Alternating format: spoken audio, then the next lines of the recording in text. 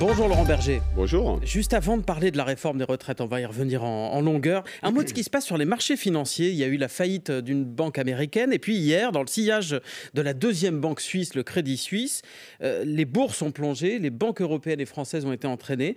Si le risque de défaillance touchait la BNP Paribas, la Société Générale, est-ce que l'État devrait leur venir en aide ? On n'en est pas là. Non. Très clairement, on n'en est pas là. Depuis 2008, heureusement, il y a eu un certain nombre de mécanismes de protection, de soutien en cas de difficultés bancaires qui ont été faits au niveau national comme au niveau européen. Donc, on n'en est pas là, mais effectivement, il faut suivre la situation de près. L'État doit venir au secours d'une banque dans le contexte actuel. Alors, vous savez, derrière une banque, il y a plein de choses. Il y a des entreprises, il y a des ménages, etc. Donc, le cas échéant, et encore une fois, on n'en est pas là, effectivement, qu'il y aurait besoin d'un soutien. Mais le soutien, il est venu en amont, d'une certaine manière. Il est venu en amont au système et à l'ensemble du système bancaire, avec des mécanismes de soutien européens et des mécanismes de soutien nationaux. Et la Banque centrale suisse qui immédiatement a réagi, notamment cette nuit. Salia Braclia. Après l'accord trouvé en CMP hier, Laurent Berger, en commission mixte paritaire, la réforme des retraites doit être soumise ce matin au Sénat et cet après-midi à l'Assemblée nationale pour adoption définitive. Emmanuel Macron dit souhaiter un vote sur le texte. Est-ce que vous saluez son courage de prendre ce risque ? C'est une nécessité. C'est une nécessité démocratique. La démocratie, c'est jamais seulement du courage. C'est une obligation qui nous est faite aux uns et aux autres. Et on a un texte qui va changer la vie de millions de travailleurs, qui va les faire qu'ils vont travailler 2 années de plus. On a une mobilisation sans précédent contre cette réforme. Un soutien de l'opinion aux opposants à cette réforme, jamais atteint ce niveau. 90% des actifs pensent qu'il ne faut pas cette réforme. Plus de 70%, je crois, de la population. On a une procédure parlementaire qui a été escamotée. À l'Assemblée, ça a été très visible. Au Sénat, il y a eu même une accélération du vote, des votes bloqués, etc., ce qui n'est pas l'habitude du Sénat. Donc, pour finir, d'une certaine manière, la validation par le Parlement de ce texte, on ne peut pas faire autrement que par le vote. Ce serait complètement incroyable. Ce serait, je l'ai dit, un vice démocratique de faire par le 49-3. Donc il faut aller au vote, c'est sûr. Depuis quelques jours, la menace d'une dissolution refait surface si la réforme est votée mais ne passe pas. C'est du bluff pour vous ou alors c'est une vraie menace ? Pour le coup, j'en sais rien. Et pour le coup, c'est pas mon problème.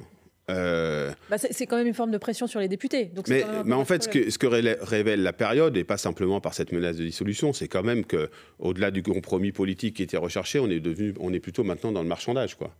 On a le sentiment que par le biais de pression, mais aussi par la discussion avec les Républicains, on est dans une forme de fébrilité. Mais la fébrilité, elle ne devrait pas être simplement parce que c'est difficile de trouver une majorité à l'Assemblée. La fébrilité, elle devrait être sur la situation sociale, sur ce qu'expriment les travailleurs, sur ce qu'expriment les citoyens sur cette période, avec, je le répète, un rejet massif. Ce serait le moment de retourner aux urnes, là, en France ? De me pencher sur la question, pour être franc. Tout simplement parce que... Et vous parlez beaucoup de colère sociale. Oui, vous savez, imaginons, on va faire un peu de politique fiction, puisque vous me parlez de possible dissolution. Imaginons, le texte passe. Il y a un jour d'après. Le jour d'après, c'est quoi ? Des millions de travailleurs qui se sont levés pour dire non, on n'en veut pas. Ceux, particulièrement des professions les plus difficiles, qu'on avait applaudi pendant le confinement, etc., se sont levés. Demain, ils vont se réveiller en disant on doit notre pénibilité, etc. On en fait fi et on continue de travailler. Le risque démocratique, il est là. Parce que vous ne croyez pas qu'il n'y aura pas une dette sociale qui va être créée par cette réforme si elle est votée ? Vous avez peur de ce qui va se passer si la réforme est adoptée ? Si la réforme est adoptée, la colère et la contestation de cette réforme ne cesseront pas au sens individuel et même collectif. Qu'est-ce que ça veut dire, la contestation ne cesseront pas ? Mais on a l'impression, quand on écoute aujourd'hui, y compris certains au gouvernement, qu'il va se passer, c'est la séquence, elle finit ce soir, puis on commence la semaine prochaine une nouvelle séquence. On va parler peut-être du travail tout à l'heure, oui. On va parler, etc. Non mais c'est pas comme ça qu'on vit. Oui, mais ça veut dire quoi ? Ça veut dire que la mobilisation, elle va continuer même si la réforme est adoptée ? Non, ça veut dire que la dette sociale, c'est-à-dire ce sentiment pour les travailleurs et travailleuses que le quoi qu'il en coûte, c'est désormais eux qui l'ont payé en plus, et ce ressentiment, il va continuer d'exister. Et le fait que cette réforme, elle est injuste, ce sentiment que cette réforme, un sentiment justifié, que cette réforme est injuste, il va perdurer. Et là, évidemment que la question, puisque c'était le début de la question, du retour à l'urne, etc., c'est au profit de qui? Enfin, on a quand même une période où on a ressenti un peu de mépris. Je ne parle pas des organisations syndicales, je parle des travailleurs. Ils ont eu le sentiment qu'ils devaient travailler 2 ans de plus et on leur a expliqué qu'en fait, c'était plutôt pour des questions budgétaires. La preuve, même la voie qui est utilisée pour porter ce texte, c'est un projet de loi de finances. À vous entendre. Donc ça va perdurer. Donc il y aura une forme de dette sociale. Il y aura un problème. Quelle que soit l'issue, puisque vous dites qu'il soit voté le texte, qu'il ne soit pas voté, mais 49.3 ou pas. Il y aura de toute façon. Écoutez, j'ai toujours été très clair. Il y a deux questions. Enfin, il y a même 3 questions dans tout ça. Il y a la question de la légalité. Il y a la question de l'audience que ça créera derrière. Sur la légalité, toutes les procédures parlementaires dont vous parlez, elles sont légales. Voilà. Bon, sauf que le 49.3, je suis désolé de le dire, personne ne l'a élu. Ce qu'on a élu, c'est des députés pour nous représenter. Donc sur un texte, ça comporte un vice démocratique sur un texte aussi important. Mais alors, si le texte... Je vous ai dit qu'il était légal. Il souffre d'un problème de légitimité, de vice démocratique, bien sûr. Pour une... Enfin, il faut bien se mettre dans la situation que ce qu'a recherché le gouvernement depuis le début, c'est un compromis politique. Et qu'on voit jusqu'à hier soir et jusqu'à ce matin que ce compromis politique, il est compliqué à construire. Même sur une réforme qui finalement, c'est pas moi qui le dis, c'est M. Retailleau, est davantage celle des Républicains que celle de la majorité. Donc, il y a un problème de légitimité. S'il y a un vote, ça n'en souffre pas de la même manière. Ça n'en souffre pas. Voilà. Puis après, il y a un problème d'ambiance. Les gens, vous n'allez pas tout d'un coup leur faire effacer leur mémoire vive et puis dire, bah voilà, tant pis, sur les retraites, vous avez travaillé 2 ans. Il restera un sentiment de malaise dans le monde du travail. Est-ce que clairement la CFDT appelle à la continuité de la mobilisation? A réussi à faire dans cette mobilisation extrêmement digne, c'est-à-dire les préoccupations du monde du travail, qui sont celles sur la retraite, mais qui en fait était une mobilisation sur le travail qui s'est opérée ces derniers temps. Et on continuera à porter cette voie-là. Comment on le fera? Hors de la réalité, si cette loi, elle passe, alors qu'on est là, qu'on est les représentants du salarié. Enfin, le cortège des personnes du nettoyage et des services hier, c'est le plus nombreux au sein de la CFDT. Des gens qui disent, mais comment on va faire? Laurent Berger, vous restez avec nous, secrétaire général de la CFDT. C'est le fil info à 8h41, Maureen Suignard. Ce serait un vice démocratique de ne pas aller au vote pour cette réforme des retraites. C'est ce qu'affirme sur France Info Laurent Berger, le patron de la CFDT. Pour le moment, l'exécutif dit ne pas vouloir de 49.3. Si on va au vote, je suis persuadé qu'on aura une majorité. Il n'y a pas une voix de notre groupe qui manquera, assure de son côté Aurore Berger, la présidente du groupe Renaissance. La majorité à l'Assemblée nationale. Les députés doivent se prononcer à 15h cet après-midi, après les sénateurs qui ont rendez-vous dans 20 minutes.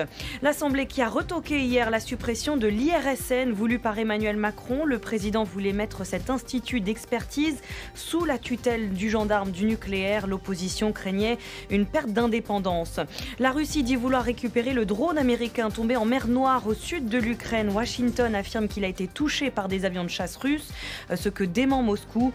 La Russie réagira proportionnellement à de futures provocations américaines, dit encore la Russie. France Info. Le 8-30 France Info, Salia Bracchia, Laurent Sénéchal. Toujours avec Laurent Berger, secrétaire général de la CFDT. On parlait de cette colère sociale, la dette sociale, comme vous l'appelez. Un des symboles de ce mouvement, c'est celui des éboueurs, avec ces 8000 tonnes de déchets désormais amoncelés à Paris. Et voici que le préfet de police de Paris, après avoir demandé, après échange avec la mairie de Paris qui a refusé, va réquisitionner des éboueurs. Ça vous met dans quel état ? D'abord, ça m'amène une réflexion. C'est que pendant le confinement, notamment le premier, on ne savait pas si aller travailler, ramasser les déchets des uns et des autres, ils ne savaient pas si ça allait les faire mourir, être malades, etc. On n'a pas eu besoin de les réquisitionner. Ils ont été là, à leur poste. Ils ont ramassé le déchet, des Parisiens comme des autres, les déchets, qui étaient un peu plus nombreux parce qu'on était confinés chez nous. Et aujourd'hui, ils réagissent au fait qu'ils ne veulent pas être 2 ans de plus derrière le camion à faire un travail pénible que chacun reconnaît pénible. Pénible physiquement, pénible aussi psychologiquement, notamment à Paris, avec beaucoup de pression pour ne pas bloquer, etc. Et donc, ma première réflexion, c'est pas digne. C'est pas digne de faire ça à ces travailleurs-là. Premièrement, malgré les désagréments que ça procure à tout le monde. Mais je demande de regarder qui ils sont et quel service ils ont rendu à la société dans les périodes qu'on a traversées ces dernières années. Et deuxième point, c'est que je ne sais pas comment il va faire, le préfet de police, pour le coup. Il a un listing d'agents, normalement vous dites, il faut par la mairie de 3000 Paris à sa demande. Il faut à peu près 3000, d'après ce qu'on sait, personnes qui Il ne va pas les trouver. Je ne sais pas comment il va faire, en tout cas. Et donc, c'est très dangereux dans la politique, dans la parole publique, et d'annoncer qu'on va faire un truc et d'avoir des difficultés à le réaliser. C'est pas demain la veille que les poubelles vont disparaître. J'en sais rien. Si, il y a une façon de le faire. C'est que cette réforme ne passe pas. Salia Braclia. Marine Le Pen s'engage à revenir sur les 64 ans en 2027 si elle arrive au pouvoir. Qu'est-ce que vous en dites ? Je dis que depuis le début, le Rassemblement national et Mme Le Pen, ils sont en embuscade. On ne les entend pas parler parce qu'ils n'ont pas grand-chose à dire sur le travail et sur les retraites, parce qu'ils n'ont pas... Ils s'opposent à cette réforme. Oui, ils s'opposent à cette réforme, mais ils sont pas... c'est pas la question sociale, chacun le sait, qui anime le Rassemblement national. C'est la question identitaire, c'est la question nationale, au sens repli sur soi, etc. C'est ce que je continue de croire et ce que je croirai toujours. Et donc là, ils sont en embuscade. Et que le ressentiment dont je parlais tout à l'heure, la dette sociale dont je parlais tout à l'heure, qui va s'opérer avec cette réforme, le sentiment de mépris, etc., malheureusement, il va être exploité. Et il va être exploité par les populistes et particulièrement par l'extrême droite. Et donc ça vous fait peur ? Mais bien sûr que ça me fait peur. Depuis le début, ça me fait peur. Depuis le début, on dit ça. Depuis le début, on dit, dans une société comme la nôtre, qui est traversée de beaucoup de défis, etc., si on ne co-construit pas, s'il n'y a pas du compromis social qui se construit avec les corps intermédiaires, les organisations syndicales, en l'occurrence, sur ce sujet des retraites, eh ben, on laisse la place à Mme Le Pen. Et donc, c'est ça qui est dangereux. C'est-à-dire que cette dette sociale, ce ressentiment dont je parle, malheureusement, il peut trouver une manifestation dans le vote. Et ça, il faut l'éviter à tout prix. Et je participerai à l'éviter. Je ne crois pas avoir eu la main qui tremble, ni la CFDT, entre les deux tours de la dernière présidentielle. Mais un an après, force est de constater que, quelque part, on la remet en selle en n'écoutant pas le monde du travail. Justement, est-ce que vous êtes en train de le regretter, votre vote pour Emmanuel Macron ? Entre les deux tours, au deuxième tour de la présidentielle, le fait d'avoir appelé, pas du tout. Malgré ce qui se passe là. Ah oui, vous savez, je vais vous dire un truc très clair. Je suis contre la réforme des retraites. Je crois avoir montré ma détermination. Contre les 64 ans comme contre les 65 ans. Et vous dites Marine Le Pen, ce serait pire. Ce serait pire d'abord socialement, j'en suis persuadé, mais surtout, ce serait pire politiquement, démocratiquement. Enfin, ce serait pire en termes de droits fondamentaux, de liberté publique, de discrimination, etc. Donc, il ne faut pas déconner. Mais c'est justement cette responsabilité-là, pour vous dire les choses. Moi, le lendemain du deuxième tour, j'avais fait une tribune dans Le Monde. J'avais dit, maintenant, là, il faut tenir compte de ce qui s'est passé. Et je parlais même des retraites en disant, ne reculez pas l'âge légal. Ce n'est pas comme ça qu'il faut faire. Essayons de co-construire. Essayons de co-construire. De passer des compromis sociaux qui auraient été compliqués. Si on avait fait une loi emploi, travail, retraite, etc., où on avait discuté, y compris des conditions de travail, de la façon dont les éboueurs, mais aussi les personnes dans le nettoyage, les ouvriers de l'agroalimentaire, etc., vivaient leur travail, et qu'on essayait de vraiment faire améliorer les conditions de travail. On aurait pu trouver des compromis. C'est pas ce qui a été fait. Si on avait poursuivi sur la réforme systémique des retraites... avec Emmanuel Macron, entre vous ? Mais je ne sais pas ce que ça veut dire, en fait, ça. Est-ce que vous allez discuter avec lui des autres ? Mais ce n'est pas lui avec qui on discute depuis longtemps maintenant. C'est avec les ministres. On continue. Vous savez, j'ai toujours dit que la représentante nationale d'une organisation syndicale, c'est comme un représentant du personnel dans une entreprise. On peut on peut se friter avec son employeur, on peut avoir des ressentiments, etc. C'est facile de se remettre autour de la table, justement. Et oui, mais c'est nécessaire quand on a une boussole, qui est la défense des travailleurs et des travailleuses. Donc c'est une question de responsabilité. C'est une question de responsabilité, pas d'appétence à le faire. Mais je le dis, on n'ira pas discuter dans n'importe quelle condition. On ne peut pas rouvrir des concertations à foison sans savoir ce qu'est la finalité. Il y a la loi travail, la loi Travailler mieux qui arrive là dans quelques semaines. Il y a deux sujets sur la loi travail. C'est d'abord, ce sera quoi les objets dont on peut discuter? Ça ne peut pas être simplement des mots et des slogans. Est-ce qu'on va discuter de l'organisation du travail? Est-ce qu'on va discuter du temps de travail? Voilà. Et puis, nous, on exigera qu'il y ait une forme d'accord de méthode. Ça sert à quoi une concertation? Ça se conclut comment? Est-ce que ça se conclut est-ce que ça consiste à écouter ce que dit le gouvernement, comme par exemple sur le report de l'âge, et puis à apporter des arguments qui ne sont même pas pris en considération et qui ne sont même pas écoutés? Oui, bien sûr, je veux des garanties sur la méthode. Est-ce qu'il faudra, pour cette loi Travailler mieux, vous parliez du temps de travail, est-ce qu'il faudra toucher aux 35 heures? Non, Il ne faut pas toucher aux 35 heures. Enfin, de toute façon, dans une entreprise aujourd'hui, depuis l'instauration des 35 heures, je crois qu'il y a toutes les possibilités par accord d'entreprise. Il faudra toucher à la façon dont s'organise le travail dans les entreprises pour qu'il y ait davantage une obligation de négociation annuelle, une négociation obligatoire sur l'organisation du travail dans l'entreprise. Il faudra regarder comment on crée du dialogue professionnel pour que les travailleurs et travailleuses ils aient le droit d'exprimer ce qu'ils vivent au travail et de peser sur les choix qui sont faits. Il faudra parler de la gouvernance de l'entreprise. Il faudra parler de la rémunération et du partage des richesses en entreprise. C'est ça, si on veut parler du travail, qu'il faut faire. Le gouvernement met une proposition sur la table et dit même s'inspirer de la CFDT en ce qui concerne le compte épargne-temps universel pour permettre aux salariés d'aménager leur temps de travail tout au long de leur carrière, grâce à leurs jours de congé ou RTT accumulés qui n'ont pas été pris. Là, vous dites oui, je m'assois à table et je discute. Il n'y a pas de problème. D'abord, juste, il s'inspire beaucoup de soi-disant de ce qu'on dit, mais ils ne lisent pas exactement nos documents jusqu'au bout.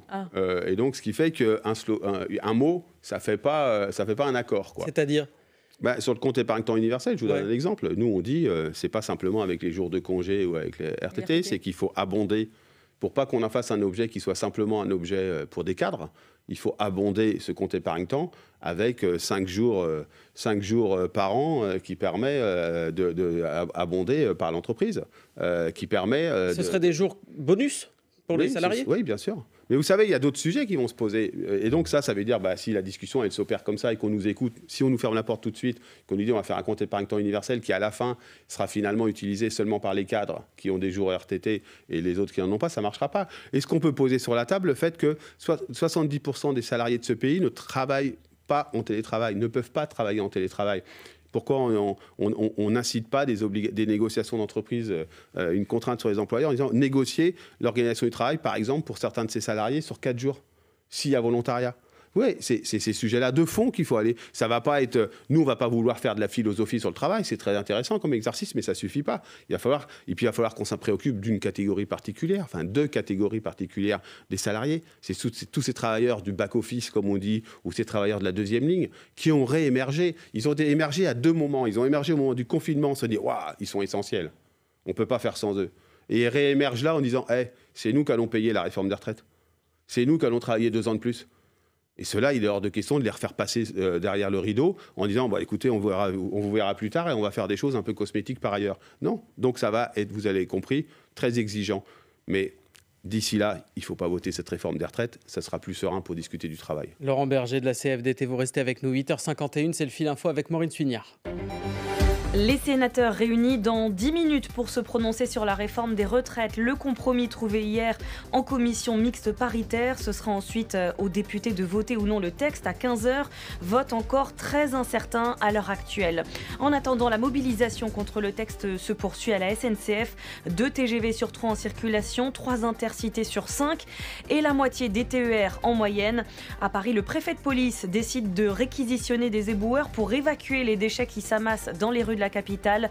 La maire de Paris, Anne Hidalgo, a refusé de le faire. Le Crédit Suisse peut emprunter l'équivalent de 50 milliards d'euros à la banque centrale de son pays. La deuxième banque suisse perd de l'argent depuis des années et son titre a chuté hier, mais il repart largement à la hausse ce matin. Le contexte est tendu avec la crainte d'une contagion au reste du secteur. C'est une liste très attendue que dévoile Didier Deschamps à 14h, celle des Bleus pour le début des qualifications pour l'Euro de football 2024. La première depuis la finale perdue en Coupe du Monde. France Info.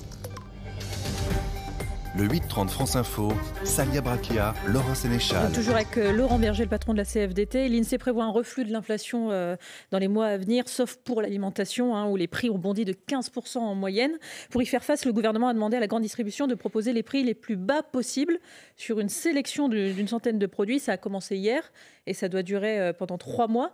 Vous dites bravo au gouvernement d'avoir mis la pression sur les distributeurs ? La pression sur les distributeurs, c'est une bonne chose, en général, y compris pour la façon dont ils traitent leurs fournisseurs, d'ailleurs. Mais vous savez, sur la question de l'inflation, vous l'avez dit, c'est l'alimentation qui pèse. L'alimentation, c'est dans les ménages modestes, ce sur quoi on rogne quand on a les charges fixes du logement, du transport, etc. Et donc, il faut, ça ne suffira pas. Cette pression sur les distributeurs. Ce qu'il faut aussi, c'est regarder d'abord les produits qui vont faire l'objet. Oui, parce que c'est pas parce qu'on est pauvre qu'on doit bouffer de la merde. Excusez-moi de le dire comme ça. Et donc, il faut aussi agir sur les revenus. Donc il y a une question salariale qui se pose. On est en pleine négociation salariale dans beaucoup d'entreprises. Il y a parfois des accords, parfois des désaccords et des conflits salariaux. Il faut agir aussi sur des aides ciblées aux ménages les plus modestes. Il y a un chèque alimentaire, il y a une expérimentation qui va ouvrir dans les départements. Oui, mais je crois que c'est nécessaire, mais avec des choses ciblées. Vous savez, on a vécu sur l'année 2022 des aides aux ménages, on ne va pas le nier, mais qui ont été... qui ont parfois arrosé le sable, excusez-moi de vous le dire. C'est le cas de l'aide au carburant, par exemple. Dès le début, on avait dit qu'il faut aider les travailleurs qui se déplacent avec leur véhicule prioritairement. Et c'est ceux-là qui doivent avoir l'aide. C'est pas pouvoir partir en week-end. Mais ça, c'est le chèque, justement. Le dernier chèque carburant, c'est ça. Mais le problème, c'est qu'il y a des millions de Français qui ne l'ont même pas réclamé. Oui, mais parce que c'est compliqué tout ça. Parce que, vous savez, c'est compliqué de boucler les fins de mois. Quand vous avez du mal à boucler les fins de mois, d'aller chercher les choses qui existent. Et donc, il faut rendre les choses simples et les faire connaître. Et puis, il faut impliquer... Je crois qu'il y a aussi une question... Enfin, on ne va pas se raconter d'histoire. Hein. Ce gouvernement, il se pose des limites qui le mettent dans le corner à certains moments. Ces limites, c'est comment on fait contribuer les très hauts revenus à un peu plus de solidarité dans cette période extrêmement difficile. Ce serait le moment, là. Ce serait le moment parce qu'on pourrait parler des jeunes et des étudiants qui plongent pour une part dans la précarité.